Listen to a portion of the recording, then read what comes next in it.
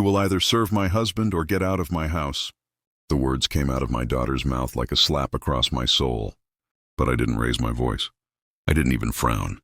I just stood there, quiet, holding the grocery bags that still cut into my palms, and looked at the woman I once carried on my shoulders to see the fireworks. I could feel the pulse in my throat, steady and slow. Instead of anger, a strange calm settled over me. I smiled, just a faint one. Then, without saying a word, I turned toward my room, pulled my old brown suitcase from the corner, and began folding my shirts. Every movement felt heavy, not from age, but from realization.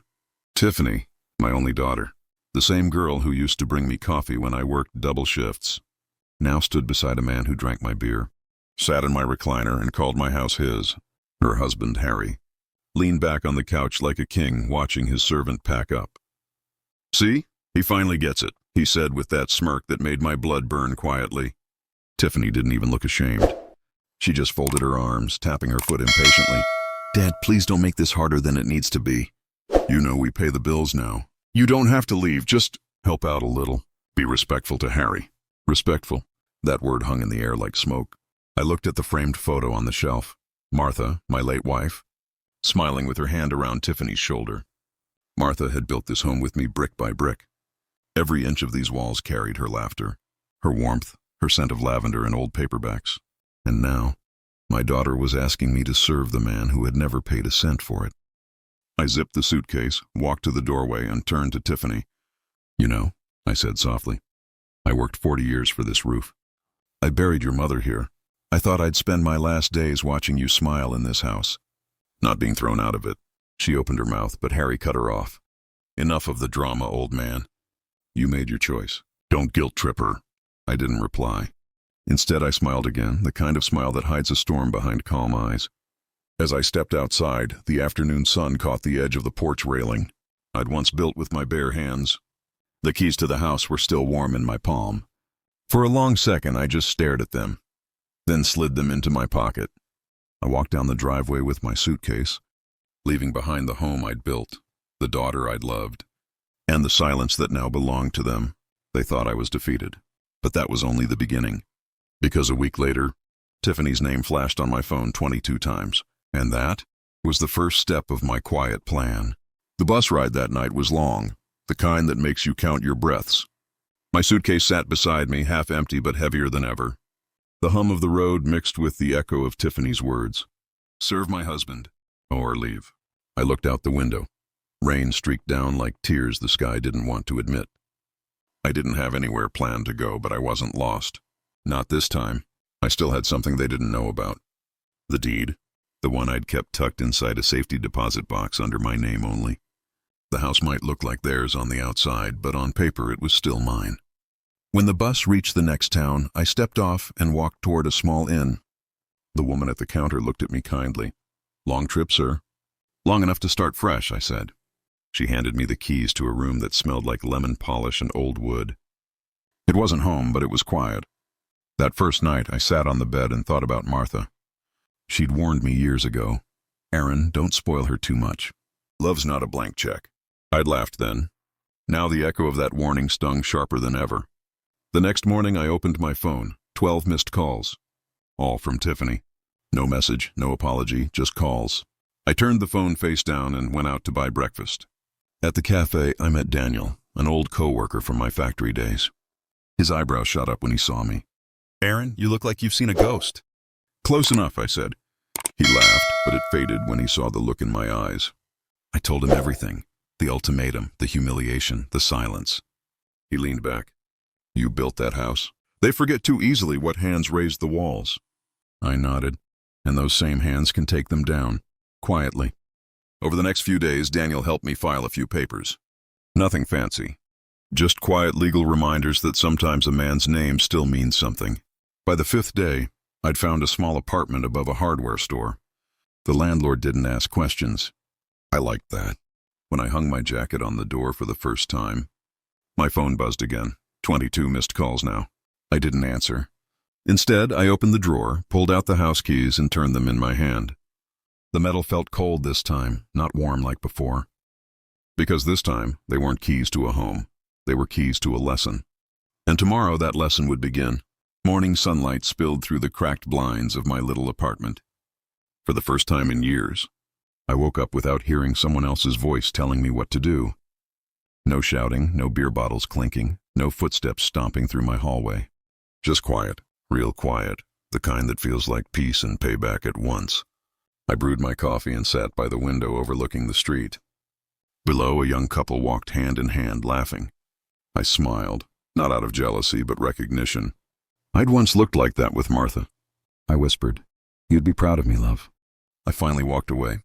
By noon, I was sitting at the notary's office again, finalizing the update Daniel had helped me start, transferring the house deed fully into my trust.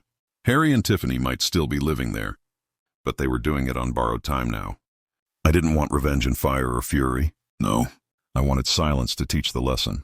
That afternoon, I asked the bank to mail a notice to their address, my address, politely, reminding the occupants that the property owner required inspection. A simple piece of paper, but powerful enough to shake them. That night, I received my first text message from Tiffany. "Tiffany, Dad, did you change something with the bank? They sent a letter here. It says owner, Aaron Cole. Harry's freaking out. Please call me." I read it twice, then locked my phone without replying.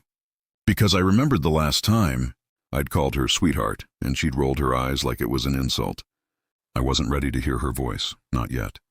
3 days passed. I spent my time walking by the river, helping Daniel in his workshop, drinking black coffee and learning the strange art of living free again. But every night the calls came, one after another, her name lighting up my phone like a memory that refused to die. Then one evening, Daniel tossed me a newspaper. Front page, small column near the bottom. Local man's home listed for sale by unknown tenant. I froze. They were trying to sell it. My house. I chuckled softly, not in anger, but disbelief. Harry was bold, I'd give him that. I picked up my phone and dialed a number I hadn't used in years, the real estate office that helped me buy the place long ago. "Hi, this is Aaron Cole. Yes, that property on Maple Avenue. I just wanted to make sure. It's noted that any sale attempts without my written consent are illegal." The woman on the other end sounded startled. "Of course, Mr. Cole. We'll flag it immediately." When I hung up, I finally opened Tiffany's newest message. "Tiffany, Dad, we need to talk. Please, I don't understand what's going on.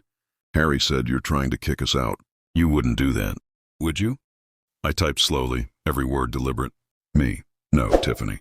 I'm not trying to kick anyone out. I'm just reminding people who built that house and who owns it." I hit send and stared out the window as dusk settled. Across town, I imagined the panic, Harry pacing, Tiffany crying, the house suddenly feeling smaller, colder, more haunted than ever. The walls that once protected them now whispered the truth. They didn't own a single inch of that home. And the best part?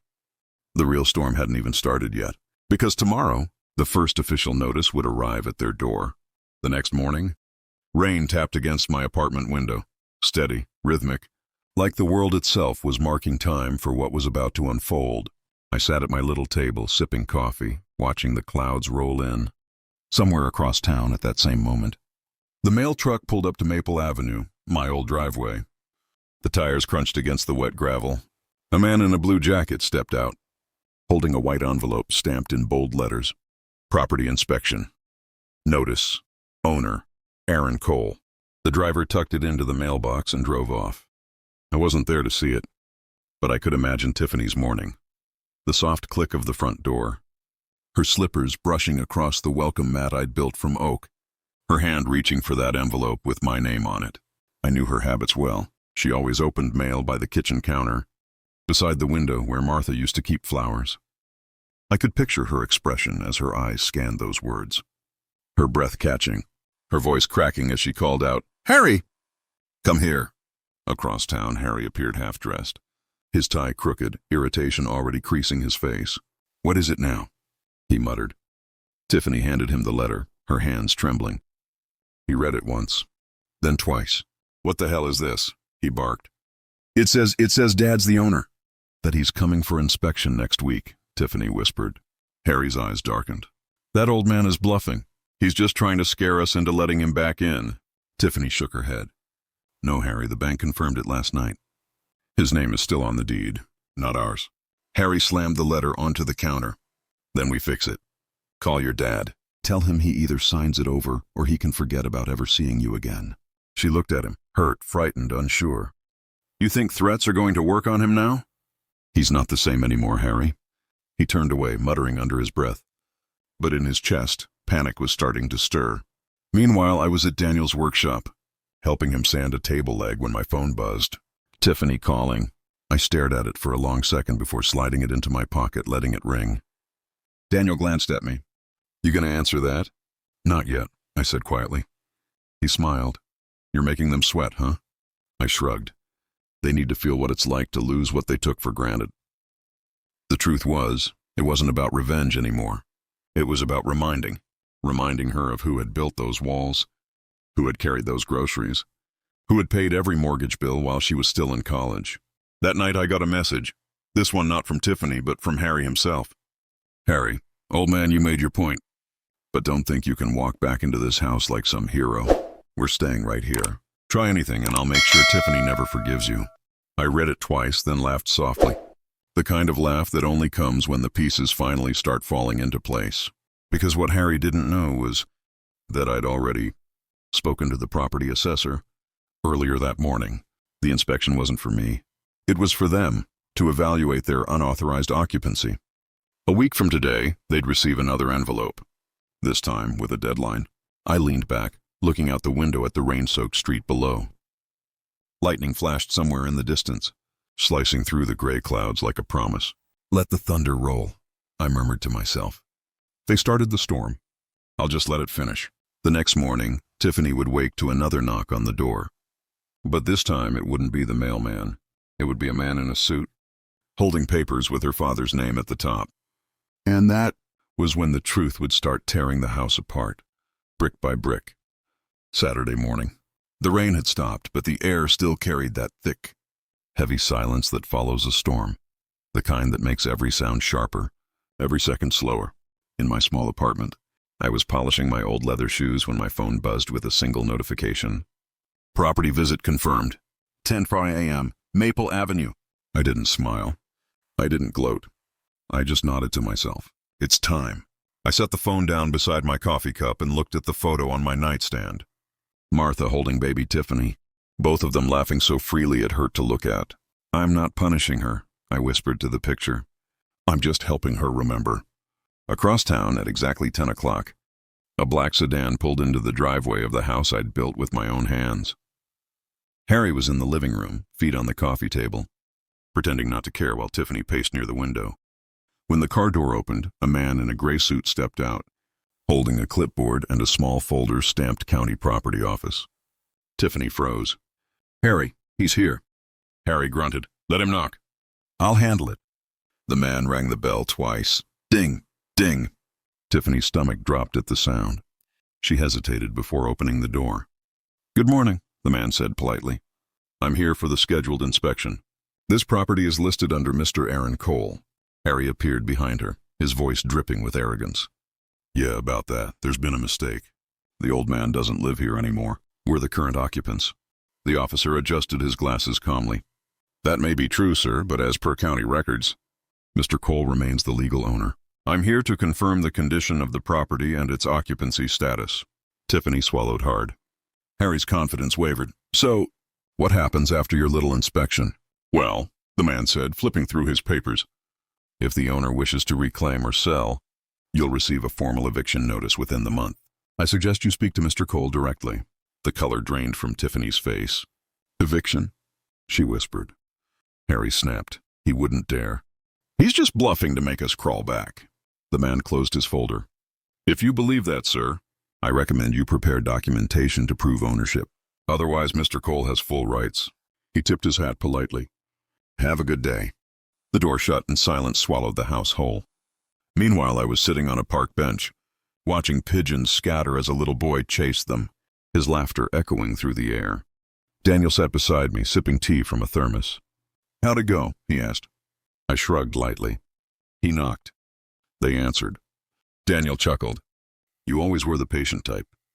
What's next? Next, I said softly. They'll call me, not out of pride, but out of fear. And when they do, I'll give them a choice. Back at the house, Tiffany sat on the edge of the couch, hands trembling. Harry, what if he really does take it back?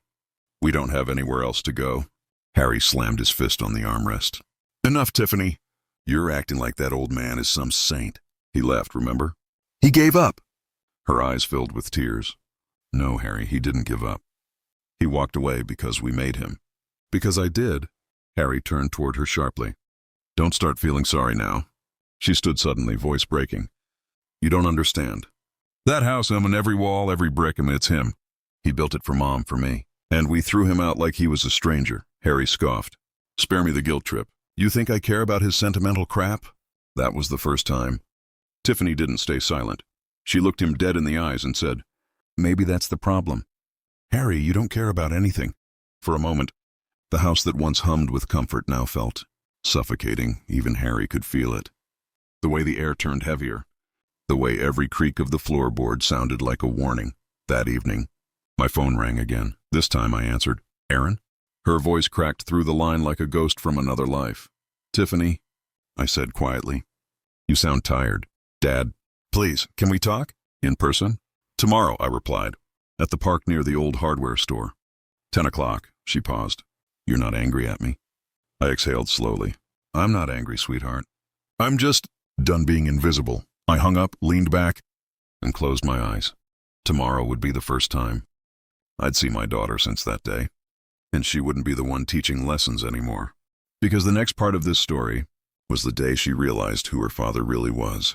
The morning sun filtered through the trees, painting streaks of gold across the park benches. Children laughed near the swings, and pigeons fluttered where the light touched the gravel. I sat there quietly, hands folded over my cane, feeling the soft warmth of the air, calm on the outside.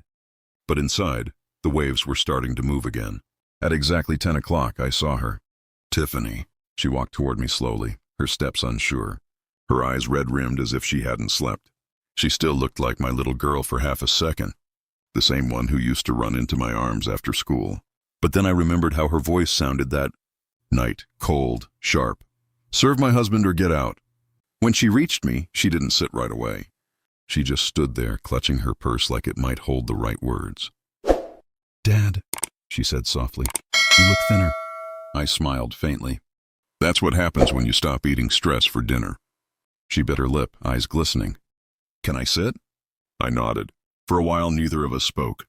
Only the wind filled the space between us, carrying the faint laughter of strangers, lives that didn't know anything about ours. Finally, she broke the silence. Dad, I'm sorry. I was wrong. I thought I was doing what was best. I turned my head slowly. Best for who, Tiffany? Him? Her shoulders shook. No, for us. Harry said we needed order, that you were being stubborn, that you didn't respect boundaries. I laughed quietly, a sound that surprised even me. Boundaries? I gave you everything I had. You grew up in that house, Tiffany. You think the roof stayed over your head because of luck? She covered her face with her hands.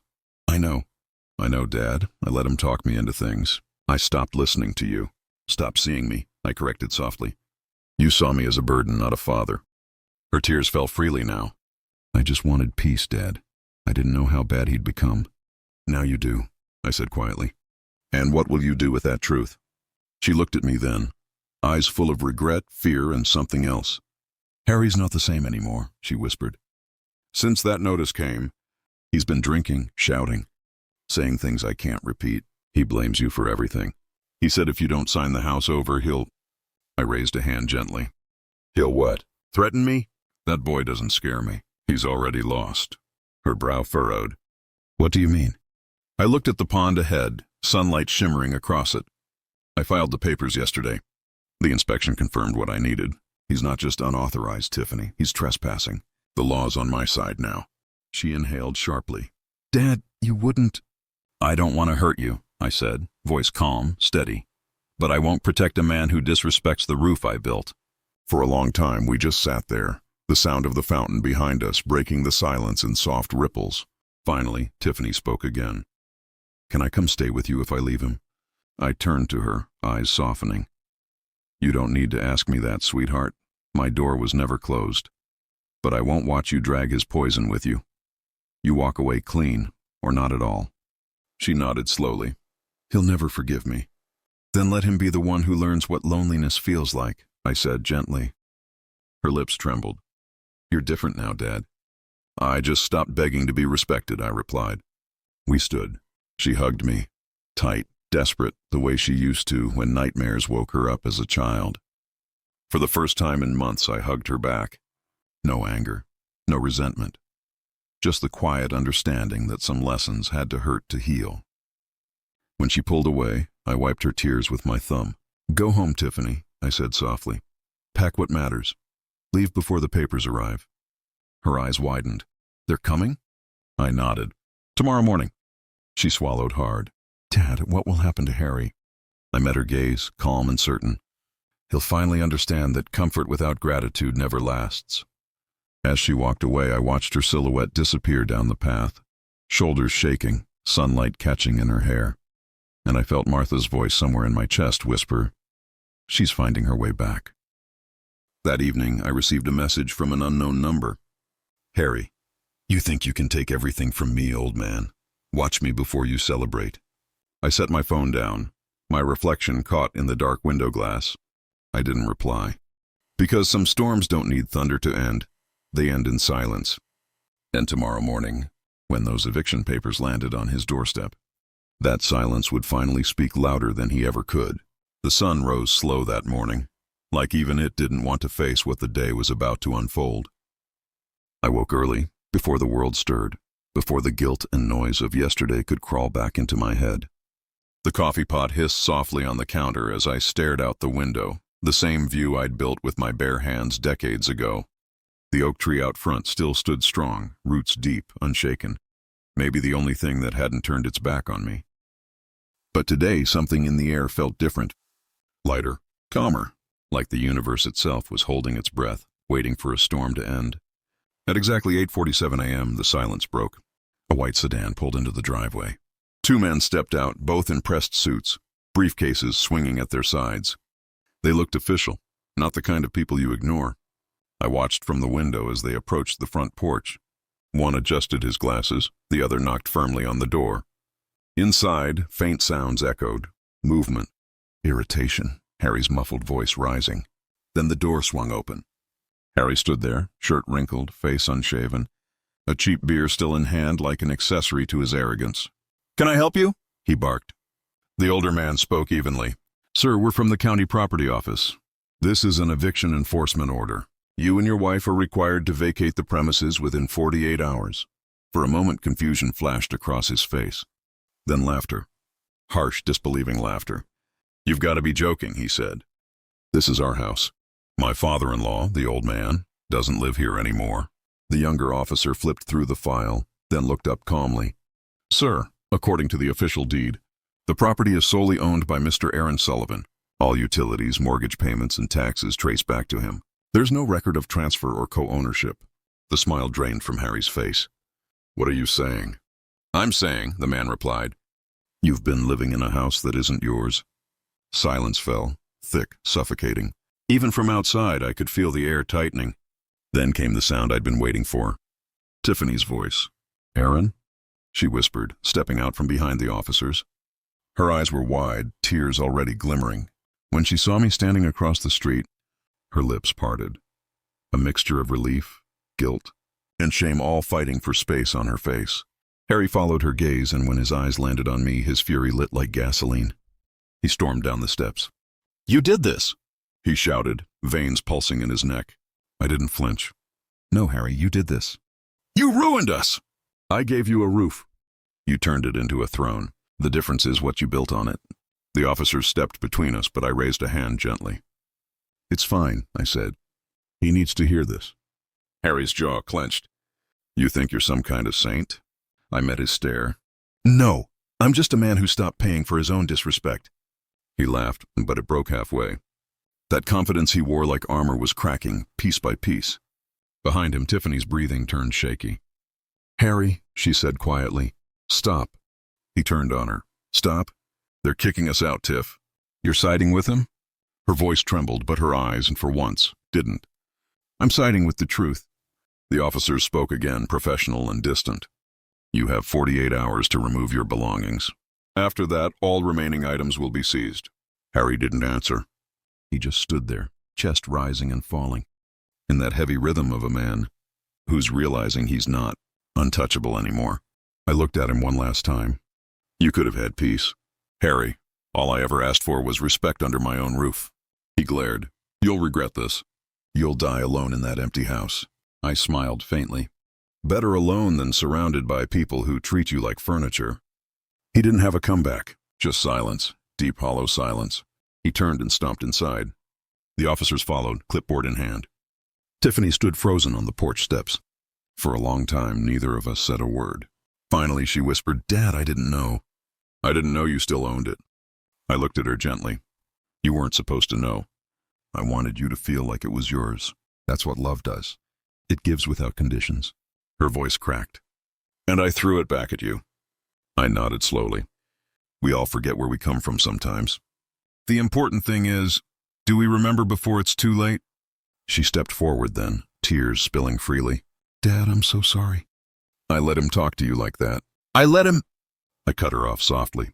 You let yourself forget who raised you. But you're remembering now. That's enough for me. She fell into my arms, trembling, broken, but finally home. I held her tight, my hand resting on the back of her head the same way. I used to when she was a little girl afraid of thunder. That evening, as the sun sank low, we sat on the porch together.